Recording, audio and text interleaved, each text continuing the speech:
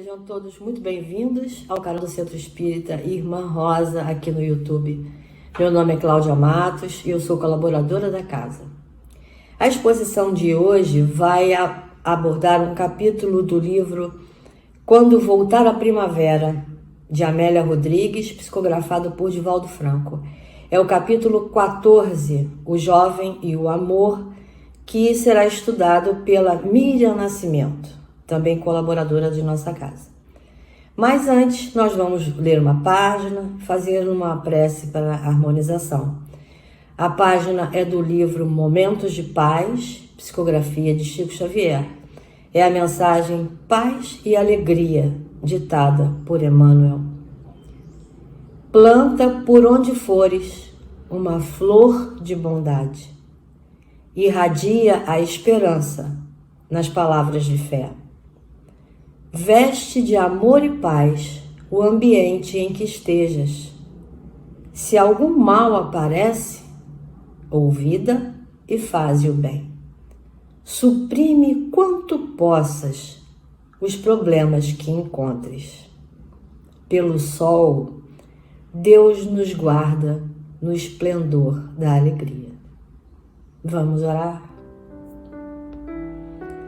Vamos concentrar, elevar nosso coração, nossos pensamentos ao nosso Pai Maior, agradecendo a Deus, a Jesus, aos bons espíritos da Casa da Irmã Rosa, aos nossos mentores, por mais essa tarde, pedindo que seja uma tarde de muita luz, de muito esclarecimento, que o Evangelho do Mestre Jesus toque nossos corações e seja feito em atos em nossos dias.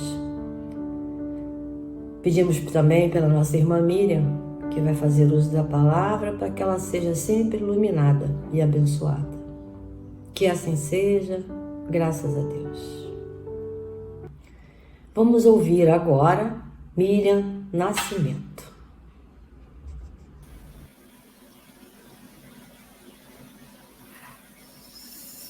Olá, companheiros e companheiras, mais um dia aqui nessa seara do Mestre, onde somos convidados, em especial hoje, por Amélia Rodrigues, esse espírito que traz nesse livro, citado pela Cláudia, passagens, de Jesus, e a lição de hoje, o jovem, o amor, nos convida a sentar ao lado do Mestre para usufruirmos, dessa mensagem tão bonita que vem falar sobre felicidade, sobre amor e sobre a nossa existência e o aproveitamento maior que podemos fazer dela.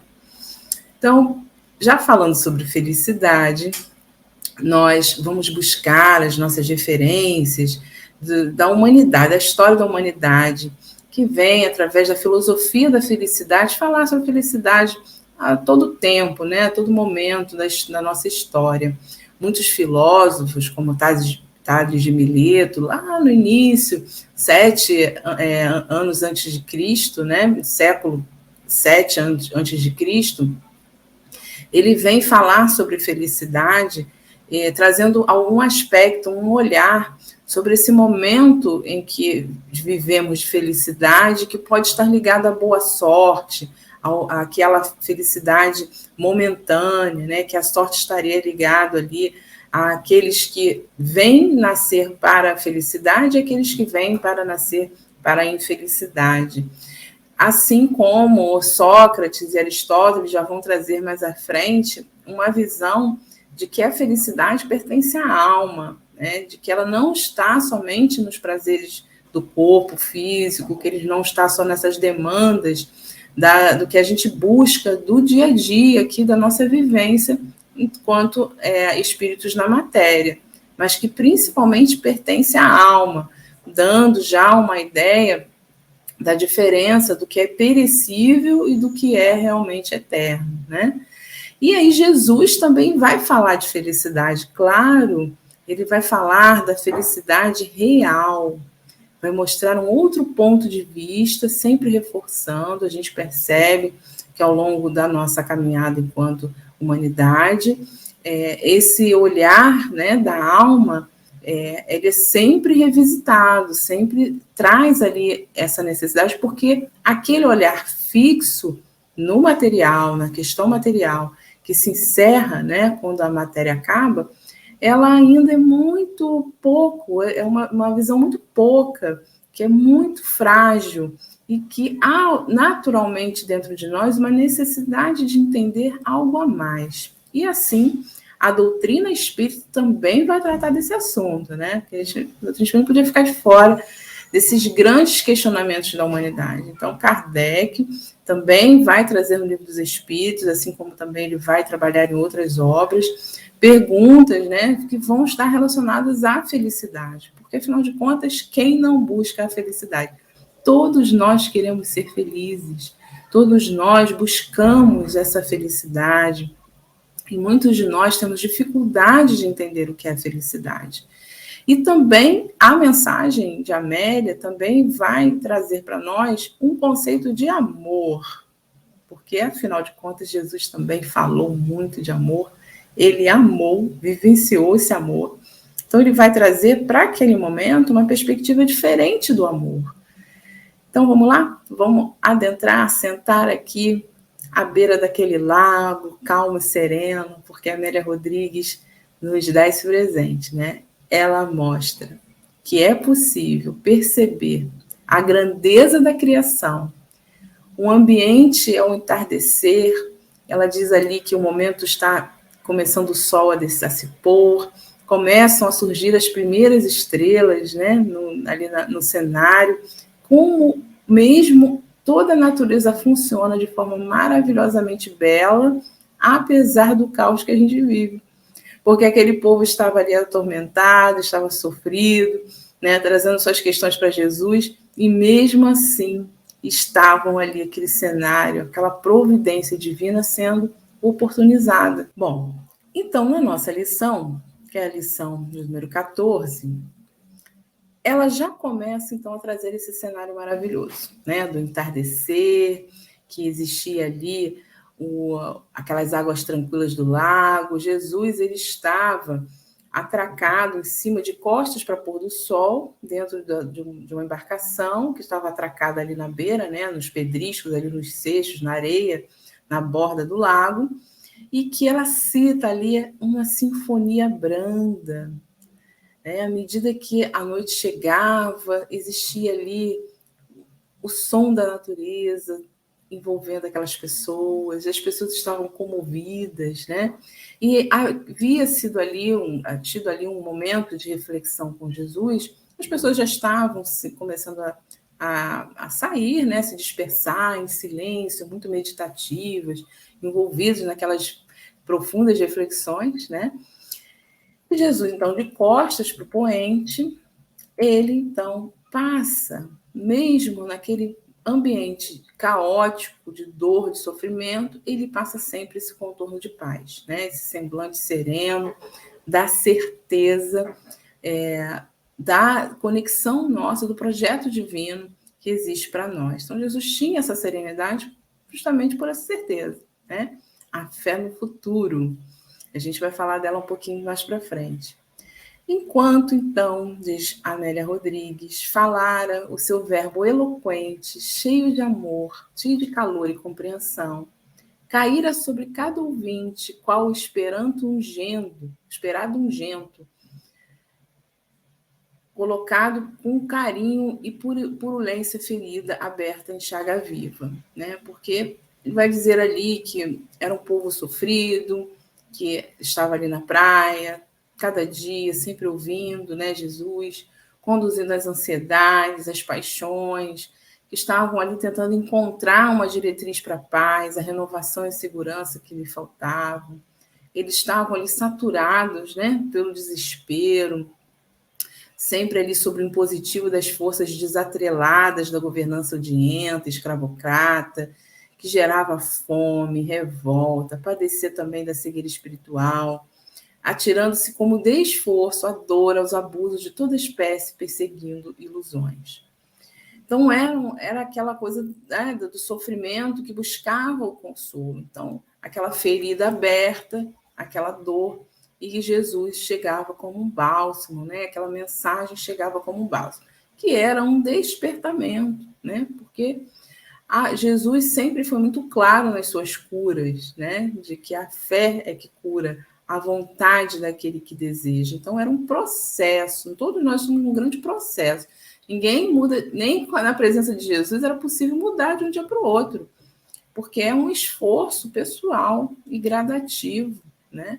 Deus nos projetou para isso, para a gente ter um tempo, né, de aprendizagem, que não é de um dia para o outro. Então a gente precisa também respeitar esse tempo. E Jesus compreendia, sabia dessas questões, né, de como isso funcionava. Então ele tinha ali uma clareza muito grande de deixar aquele alimento, aquela esperança, né? Aquele momento em que a gente olha, tem alguma coisa diferente do que eu sempre vivi, de todos esses tormentos, de todo esse sofrimento, que eu não consigo entender por que eu passo por esse sofrimento, por que isso está acontecendo, por que o mundo está assim. Jesus, então, vem dizer que existe uma outra forma de pensar sobre isso, um ponto de vista diferente, né? Como lá no Evangelho traz. O ponto de vista, uma perspectiva diferente sobre aquilo. Então, aquelas pessoas se sentiam, claro, muito confortáveis com a fala do mestre, né? Porque era uma fala realmente amorosa, era uma fala solidária. Afinal de contas, Jesus é um espírito como nós e ele passou também pelas etapas que nós passamos, foi criado simples e ignorante. Então, ele, obviamente, está falando ali, não para dar lição de moral, como alguém que vem simplesmente ensinar, passar um conhecimento, mas ele é solidário, né? Porque ele sabe que todas aquelas tormentas, todos precisavam ser compreendidos para que eles pudessem ser tratados. Mas naquele momento, Jesus tinha sempre a preocupação de quê? De acalmar, porque quando a gente está nervoso, a gente não consegue nem pensar, né? Às vezes a gente toma decisões equivocadas, a gente acaba agindo por impulso. Então, Jesus primeiro acalma, passa aquela segurança, né? Aquela autoridade moral que ele tem, e ele passa a serenidade. Então, ele convida aquelas pessoas a começarem a pensar, não como alguém que vai fazer um milagre e vai salvar todo mundo, mas como um convite mesmo, de irmão, né, para a mudança, para que eles começassem a trabalhar em cima daquilo que precisava de equilíbrio, né? Então, estava todo mundo ali ouvindo, né, aquele momento, e aí Jesus sempre muito esperado, né, as pessoas que se conectavam, se identificavam com esse desejo de ouvir algo diferente, estavam sempre esperando Jesus, né, falar alguma coisa, e estavam sempre se renovando ali, porque estavam sedentos de esperança, né? Isso é muito importante para os nossos momentos atuais também, porque a mensagem de Jesus é muito atual. E a gente precisa diferenciar daquela mensagem que nos liberta do pessimismo, do desencanto, da desesperança, e que nos motiva a enxergar a vida de uma outra forma, né, do propósito da vida, que a doutrina espírita vem esclarecer para nós também, o sentido de estarmos aqui, né, porque passamos por essas questões, da mensagem que diz assim: eu tenho o poder de salvar você, eu vim para resolver os seus problemas, né? Vem aqui que eu vou acabar, né? Caminhar com Jesus faz o fardo ficar mais leve, mas não porque ele vai carregar literalmente o nosso fardo, mas porque ele vai fazer a gente entender que fardo é esse. Por quê? Será que ele é mais do que eu posso carregar? Será que eu não carrego fardo a mais do que eu posso, né? Do que eu necessito? Será que eu posso evitar carregar fardos? Então, são essas questões que libertam, não nos aprisionam, não nos congelam, né? Porque quando a gente depende de alguém para ser feliz, quando a gente depende de alguém para mudar, para que a nossa vida fique bem, aí a gente, o dia que essa pessoa não estiver disponível, né? E com certeza ela não vai ter condições de fazer isso, porque não é o papel de ninguém fazer o outro feliz, nós vamos nos decepcionar e vamos realmente voltar àquela estaca de infelicidade, né? Então, nesse momento, quando todo mundo já estava se dispersando, vem ali grupo, né? Cercado ali por um pequeno grupo que traz ali para ele algumas questões pessoais, né? Ele vai ali com serenidade, sempre conduzindo com paz, daquele que é a paz, como diz a Amélia Rodrigues. Vem então um jovem, que é aqui o nosso protagonista, né? Da nossa mensagem. O jovem que chega muito tímido, muito receoso ali, né, para falar com Jesus, porque ele não conseguiu resistir ao magnetismo de Jesus. Ele estava ali, aquilo ali que ele estava ouvindo estava incomodando ele, estava mexendo com ele, mas ele não aguentava, não conseguia ficar longe daquilo. E ele então começou, né, a falar dos tormentos que afligiam ele. Então, ele aproveitou aquele momento, né, muito tímido, mas também muito sensibilizado, e vai falar com Jesus.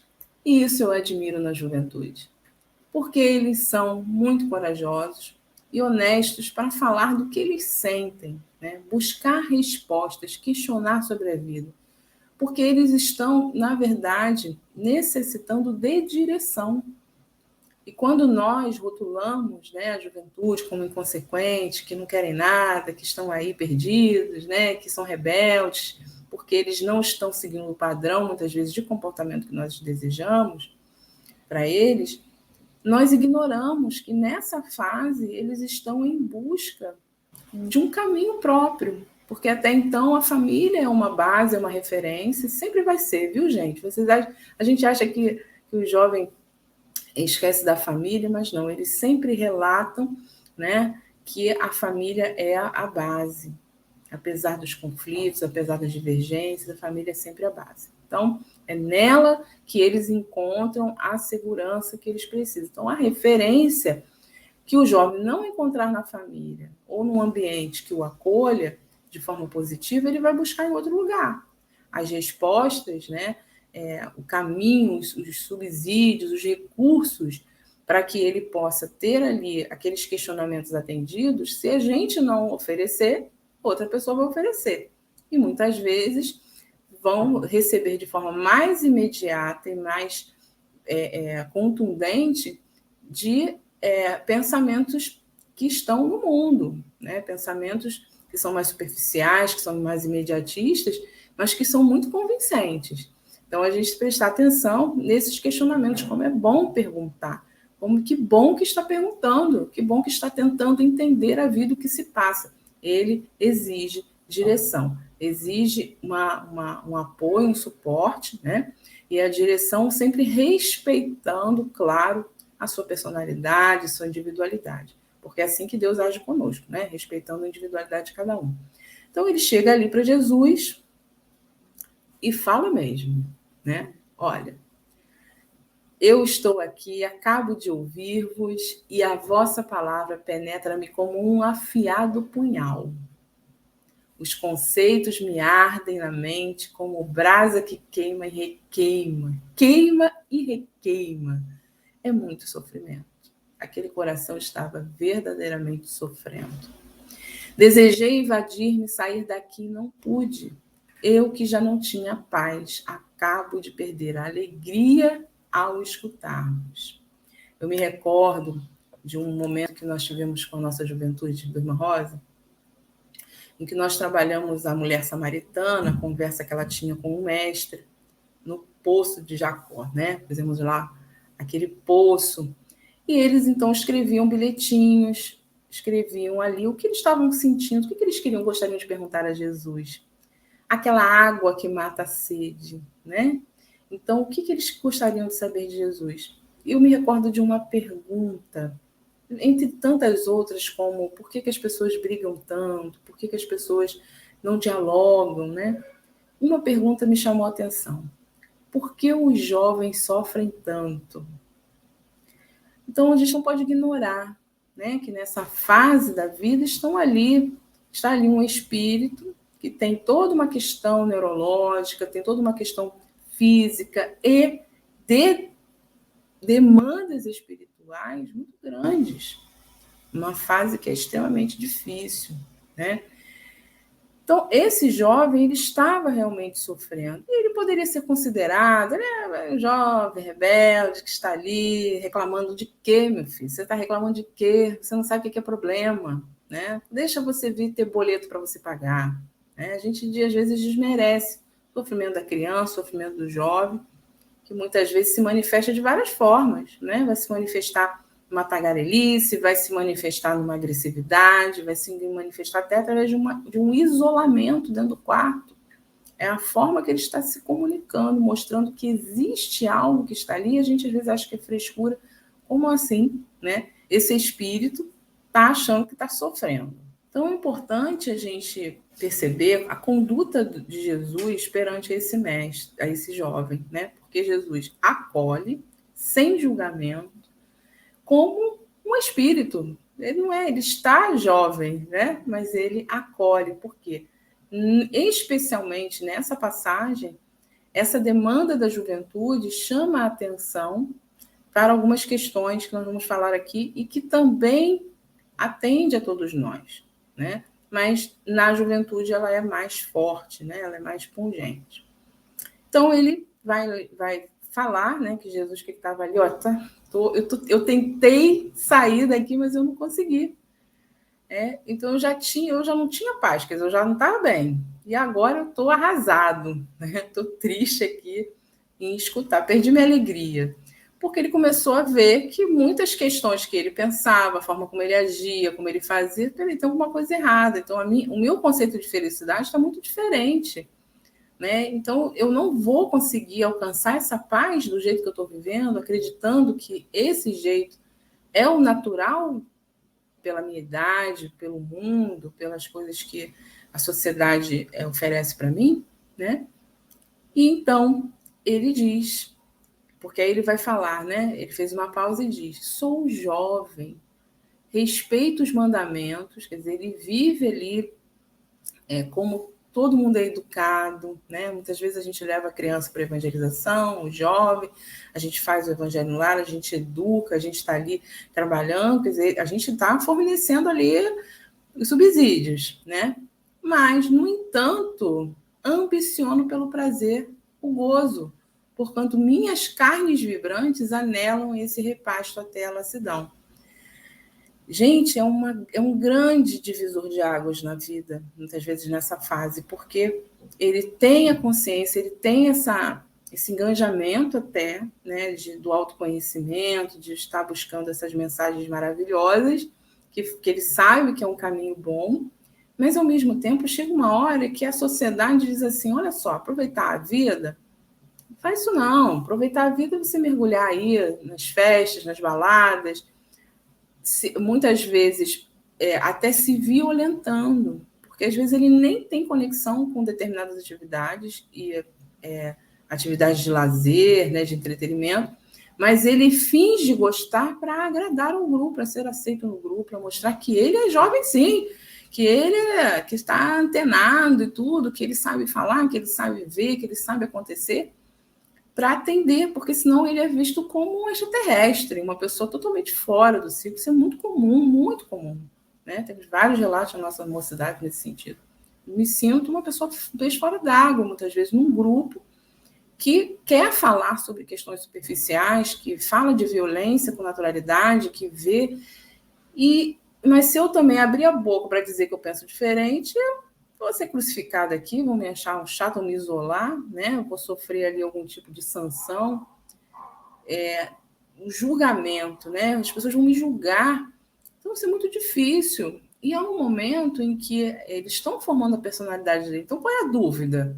Eu fico aqui na segurança ou eu vou nessa função social aqui, na minha imagem de que eu realmente sou e quem eu quero ser, ou quem eu quero o ser que o outro quer que eu seja. E isso não passa só pelos amigos, viu? Pelo grupo de amigos, muitas vezes a própria família, né? Porque formata ali uma personalidade, deseja até para o bem, né? do filho, enfim, mas estipula ali regras e situações que diz respeito à individualidade. Então, quando isso não é atingido, essa meta não é atingida, aí há um caos dentro do relacionamento familiar. Então, voltando aqui para esse jovem, ele está nesse caminho aí, nessa encruzilhada. Poxa, eu sei aqui das coisas, como deve ser, mas, ao mesmo tempo, parece que é uma regra. Eu tenho uma energia tão grande dentro de mim, eu preciso usar, eu preciso viver a vida intensamente, eu preciso aproveitar enquanto eu sou jovem. Depois eu vou ficar envelhecendo, não vou ter mais nada disso, né? Eu tenho que aproveitar isso intensamente. Como é que faço isso? Aí ele diz, eu pertenço a uma família abastada aqui da vizinhança, mas eu tenho vários recursos, né? Eu encontro-me em trânsito, quer dizer, eu não tenho nenhum tipo de vínculo aqui. E às vezes a gente acha que o vínculo, ele é a única forma da gente trabalhar essa questão da espiritualidade, né? A gente viu durante a pandemia que muitos de nós ficamos privados da presença física na casa espírita e fomos convidados a trabalhar o nosso templo interior. A questão da disciplina, a questão do estudo sistematizado, do momento em que a gente se enganja realmente no conhecimento, que a gente avança, né, nessa estrutura da rotina material, que é ir e vir, se organizar, horários, isso ajuda, isso é importantíssimo. Isso faz parte, né, para que a gente possa avançar. Mas não é o único recurso, porque na ausência disso, a gente não pode ficar privado dessa conexão da consciência, da nossa consciência com a consciência divina, que habita em nós, né? Então, a gente trabalhar o vínculo, estar na casa espírita ou não estar na casa espírita, né? Qual tipo de vínculo que eu posso estar, por exemplo, com um jovem que está estudando, né? Tem fases que vão para o vestibular, que eles o horário não bate da mocidade, mas que tipo de atividade a gente pode fazer em que esse vínculo possa ser mantido de uma outra forma, né? Como é que a gente pode trabalhar, seja em outra mocidade, seja trabalhando ali, fazendo algum trabalho que seja... Hoje a gente tem várias possibilidades, né? Remotos, projetos em que eles têm um projeto de vida e que a doutrina espírita possa estar presente para eles, porque parece que a fase acadêmica hoje da juventude, né, da criança e do jovem, ela tem assim uma prioridade muito grande, as metas precisam ser batidas, isso gera uma ansiedade muito grande, né? Por medo de não saber o que escolher, que profissão eu vou fazer, será que ela vai dar dinheiro, será que ela não vai dar, o que eu gosto de fazer não dá dinheiro, né? Eu tenho que reconhecer que meus pais ou os meus responsáveis investem em mim, eu preciso retribuir isso, eu preciso ser alguém, eu preciso ter dinheiro, eu preciso ter coisas, né? E eles ficam nesse tormento. Isso é uma das demandas tão difíceis quanto, por exemplo, que é uma balada. A cobrança, né? O sofrimento, a ansiedade de estar no meio social, de querer me divertir. A questão do estudo, por exemplo, é um fator de sofrimento tão parecido, né? Tão ali junto com essas questões que o jovem está trazendo aqui. Vamos trazendo aqui para a nossa realidade. Então, a gente precisa repensar, né, a forma como a sociedade também cobra. Nós reforçamos, muitas vezes, os laços de relacionamento, a forma como a gente deseja realmente, o que é o sucesso, o que é a felicidade. E nessa fase, é a fase que mais grita. Então, talvez por isso a Amélia Rodrigues tenha feito questão de trazer essa mensagem para mostrar que é uma mensagem para todos nós. Já fomos jovens, acompanhamos jovens e somos adultos hoje que fazemos parte da vida de algum jovem, né? Então, a sociedade como um todo precisa ter esse olhar, um olhar mais colaborativo, mais generoso, mais acolhedor, né? De apoio e, claro, daquele suporte, de caminhar junto, porque o jovem exige direcionamento, né? Então, Jesus, tanto que ela diz assim, olha... Ele pergunta, será possível a felicidade sem o prazer? O que ele entende de prazer? Ele acha que eu vou estar, então, agora celibato, não vou fazer nada, vou ficar aqui só rezando, só ouvindo Jesus, né? Só fazendo atividades no bem, eu não vou mais sair com meus amigos, eu não vou fazer mais nada, vou ficar aqui, olha, não vou nem para o carnaval, vou ficar aqui. Que tipo de prazer é esse? Né? Então, o ponto de vista espiritual já dá uma dica para a gente, né? Ou o tesouro, que Jesus fala lá, né? Onde está lá, o seu tesouro vai estar no seu coração. Qual o tesouro que a gente está investindo? Porque não podemos ignorar a nossa experiência material. Mas como viver? Não há etapas. Olha, agora eu vou viver isso aqui, primeiro eu vou me estabilizar materialmente, para depois eu ter tempo para me dedicar ao lado espiritual. As duas coisas precisam estar juntas. Eu preciso ter o fortalecimento das minhas convicções e o conhecimento, né, dessas leis divinas, como elas interagem no meu dia a dia, inclusive nas questões materiais, né? Então, elas não estão desconexas, elas fazem parte. Quando a gente descobrir isso, quando a humanidade descobrir isso, a gente vai evitar muito sofrimento, porque a gente se dedica muitas vezes ao horário da reunião pública, para pensar no espírito, a gente dedica o horário que a gente vai fazer nosso evangelho no lar, o horário que a gente vai pensar sobre alguma coisa. Quando as notícias estão chegando, as atividades, as coisas estão chegando, e a gente tem que parar para pensar, peraí, como é que isso está batendo em mim, com as minhas convicções? O que eu preciso mais compreender, né? Quando Jesus vai falar do perdão, das ofensas, Jesus vai falar sobre o amor, que a gente vai falar aqui também sobre o amor.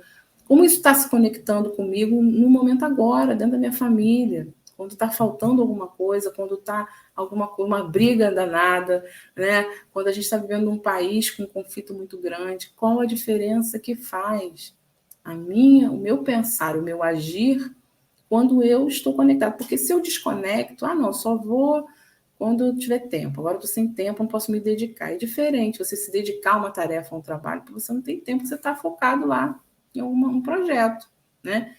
Mas isso não te impede de estar conectado, de estar se estudando, né? De estar estudando uma doutrina que você se identificou ali, que é algo que vai te ajudar a entender até a vivência. Muitos casos de jovens que dizem, olha, eu hoje, no momento difícil que eu estou passando, por uma situação grave, alguma coisa assim, eu tenho lá o evangelho como recurso. A base me foi oferecida e eu mantive ele aqui do meu lado. E agora eu estou entendendo por que essa mensagem está falando isso. Está fazendo sentido para mim. Ao mesmo tempo, temos relatos de espíritos, como no livro ABC da Juventude, que é um livro que a gente usa muito com jovens, né? Que são mensagens rapidinhas pelo espírito Marinho, na psicografia do Jacobs Trovão. O Marinho, ele conta que no plano espiritual, né, ele estava no momento de prece, como um estudo como esse, muitos espíritos vêm estudar conosco, e num desses momentos, né, ele percebe ali alguns jovens. Esses jovens haviam desencarnado após o uso de drogas, enfim, um acidente, alguma coisa assim, e totalmente perdidos, sem menor noção da vida espiritual, menor noção da condição que eles se encontravam. Né? A percepção da vida espiritual, a percepção deles era totalmente, exclusivamente material. Não conseguiam nem perceber que estavam desencarnados. E uma das jovens, que aí estava um pouco mais sensibilizada, ele se aproxima dela e ela começa a pedir desculpa para ele, como se ela visse nele o pai, né? Pai, me desculpe pelo que eu fiz errado, né? E ele, então, começa a acalmá-la, reza um Pai Nosso junto com ela, acalma ela, né? E aí ele diz, ele percebe que aqueles jovens depois vão ser direcionados, né? E eles vão acompanhar alguns estudos, alguns momentos, para poderem começar a se integrar novamente a essa realidade espiritual. E ele diz como é importante a gente passar essa visão, porque a gente não sabe a história desses espíritos, né? As demandas, como é importante. E isso serve para qualquer pessoa, não só para o jovem. Qualquer pessoa que no nosso convívio, muitas vezes, tem essa visão exclusiva, a gente não está aqui para converter ninguém, mas a gente pode, através do nosso entendimento, do nosso exemplo, mediante um conflito, por exemplo, agir de uma forma coerente, de espíritos que têm a consciência, né, de que somos criaturas divinas, projetadas para a perfeição, de que há um propósito maior. E com a convivência, com a observação, essas pessoas vão ter uma perspectiva diferente. Não é que elas vão mudar, às vezes, o pensamento, mas elas, pelo menos, vão conhecer algo diferente. E era isso que Jesus estava trazendo naquele homem para aquele jovem.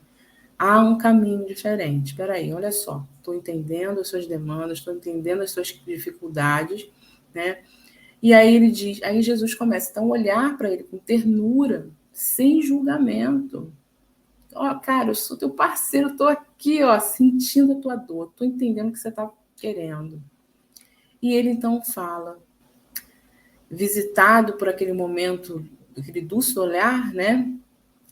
O jovem fica ali um pouco envergonhado, mas Jesus diz assim: a felicidade que usufrui gasta-te, e a que se alicerça sobre o prazer se desmorona. Todo prazer prazer imediato é fugidio, porque se estriba na fragilidade dos sentidos. Se procede das aspirações nobres, constitui motivação para a renúncia e abnegação a benefício da harmonia duradoura. Quando inspirado no jogo devorador das sensações, arde e se apaga, deixando impressões frustrantes e amargas. E é por isso que ele já chegou atormentado. E aí teve esse choque, né? E ele falou, caramba, realmente, assim, essa coisa fugaz é muito boa, porque ela me sacia nesse momento, mas quando acaba eu fico destruído. Então agora eu preciso realmente abrir mão, ser abnegado, né? Abrir mão de algumas questões, rever alguns conceitos, pensar em algumas coisas. Esse método que eu estou usando aqui para a felicidade está dando certo, não. Eu preciso rever. Então, aí olha o que Jesus fala que interessante. Ele diz assim, o prazer do corpo exige o repouso. Jesus não está condenando o prazer, não. Ele está dizendo que existem formas da gente ter prazer na vida, mas que esse prazer, ele exige repouso, ele exige critério, ele exige um momento de consciência. Porque se ele prosseguir num crescimento sem limites, leva à exaustão e ao desgaste. A felicidade, porém, se expressa por um estado natural de paz e alegria, sem altos nem baixos, diante das explosões do júbilo e das quedas do desespero. O desespero, não ter, me faz pegar qualquer coisa, aceitar qualquer tipo de relacionamento, me apegar a qualquer negócio para eu poder me sentir seguro. Quantas pessoas se unem com medo de ficarem sozinhas? Né? Às vezes se aprofundam em relacionamentos abusivos, em situações com medo de ficarem sozinhas, serem rotuladas, né, pela sociedade. Isso é muito, muito, muito difícil, realmente. E a gente busca lá a referência da juventude, porque a juventude, no âmbito do impulso, né, havia estudos que diziam que o lobo frontal, que é a região que é bem completamente formada da condição do discernimento, que na juventude ainda não está 100% formado, já tem uma dificuldade. Mas estudos recentes dizem que não é só isso, não. É que nessa fase, por várias questões, a necessidade de recompensa é muito mais pungente, é muito mais impactante. Eu preciso ser recompensado a todo momento para eu me sentir bem, para eu me sentir feliz. Então, a gente observa que se a gente não amadurecer, essa necessidade de recompensa continua. Ficamos privados da liberdade na pandemia, né? E, de repente, no primeiro momento que a gente pôde sair, a gente saiu quebrando regras. Então, isso é para o ser humano, na verdade, né? Mas na juventude isso é muito forte, isso faz parte como aquela fase de não querer tomar banho, aquela fase de dormir muito, porque são necessidades que estão ali muito, muito fortes, né? E ele diz que a felicidade se expressa por um estado natural de paz e alegria, sem altos nem baixos, distante das explosões do júbilo, das quedas do desespero. Como, então, não ambicionar o amor se ele, premiando o amante com prazer, é a fonte de gozo? Aí ele começa a confundir o que é o amor. Porque ele vai dizer, poxa, então, o amor no sentido do prazer, de estar ali, aquele amor que é possessivo, o amor que faz sofrer, né? A sofrência. Então, eu só amo, sofrimento por amor, nunca mais eu quero amar ninguém, né? Aquele amor que cobra, cheio de condições, faz aquela lista, né? De condições, só amo você, se você quiser, se você fizer isso, se você não for assim. Às vezes, os pais com os filhos se decepcionam, porque os filhos não são aquilo que ele estava esperando, não age como ele gostaria que eles agissem. Vai deixar de amar o filho? Não, mas naquele momento vai ter dificuldade, né? E aí, meus amigos, a gente finaliza aqui trazendo uma questão do Livro dos Espíritos que Kardec fala sobre essa felicidade, que o Espiritismo não se eximiu desse tema também, né? Kardec vai falar sobre essa felicidade completa, se o homem pode gozar essa felicidade completa. Os Espíritos vão dizer que não, porque a gente fica desejando, a gente tem até medo, né? Quando tá dando tudo certo, a gente fica até com medo, né? Ih, tá muito bom para ser verdade. Não, pois a vida lhe foi dada como prova ou expiação, mas dele depende abrandar os seus males e ser tão feliz quanto se pode ter na terra. E mais para frente ele vai falar do que seria essa felicidade relativa então na terra. No campo material, a posse do necessário. E a gente vai estudar depois o que é necessário, o que é supérfluo na vida moral, a consciência tranquila e a fé no futuro. E a Amélia Rodrigues, então, finaliza para nós dizendo, quando ele fala do amor, né? Essa posse selvagem que confunde no gozo abrasador, não o amor que comunga em espírito, né? O prazer real decorre da vivência do amor que não entendia, enquanto o prazer da posse do amor exaure e enfastia. Então, situando felicidade no amor a Deus e ao próximo, desejo conceituar o gozo não como felicidade em si mesmo, mas como o próprio ato de amar. Semelhante ao estuar de um botão de rosa que desabrocha e perfuma simultaneamente. Em derredor, o gozo do amor puro perdura no desabrochar do sentimento e na fecundação que fomenta a vida. Sou jovem, Senhor, ambiciono felicidade. Que me cabe fazer se da alegria apenas conheça sob a fleguidão dos desejos? E aí Jesus diz que a juventude não é apenas uma fase transitória do corpo, mas um estado do espírito. Quando a idade jovem se compromete, o homem envelhece e se perturba no processo de decomposição íntima. A importância de darmos oportunidade dos jovens de também, espírito nessa fase, compreender, né, esse ponto de vista que Jesus fala. Então ele vai falar, eu amo, mas eu sofro. Então ele vai falar do amor verdadeiro que não produz sofrimento, né? O amor virá ao teu encalço, enquanto o tempo lineará a ansiedade do teu coração. Apazigua-te. Não ateis a chama dos desejos na alma como fagulhas da visão do corpo. E o jovem, então, se fixa ali e chega um momento, o que acontece? Ele compreende, Senhor, eu compreendo, mas está difícil. E ele se afasta meditativo. Jesus ali entende que deixou a semente. A gente não se engane que a semente é sempre deixada. E que naquele momento começa um processo de transformação, né? E a Amélia Rodrigues, então, termina narrando novamente a melodia da Boa Nova para o futuro dos tempos, meus amigos. Encerramos, então, esse encontro, fazendo a nossa prece de encerramento, agradecendo a Deus e trazendo a fala de Joana de Ângeles, no livro Amor, Imbatível Amor, que diz para nós que o amor é a substância criadora e mantenedora do universo, constituição por essência divina. É um tesouro que quanto mais se divide, mais se multiplica e se enriquece à medida que se reparte. Mais se agiganta na razão que mais se doa, fixa-se com mais poder quanto mais se irradia. Nunca perece, porque não se entibia nem se enfraquece, desde que sua força resida no ato mesmo de doar-se, de tornar-se vida. É imbatível, porque sempre triunfa sobre todas as vicissitudes e ciladas.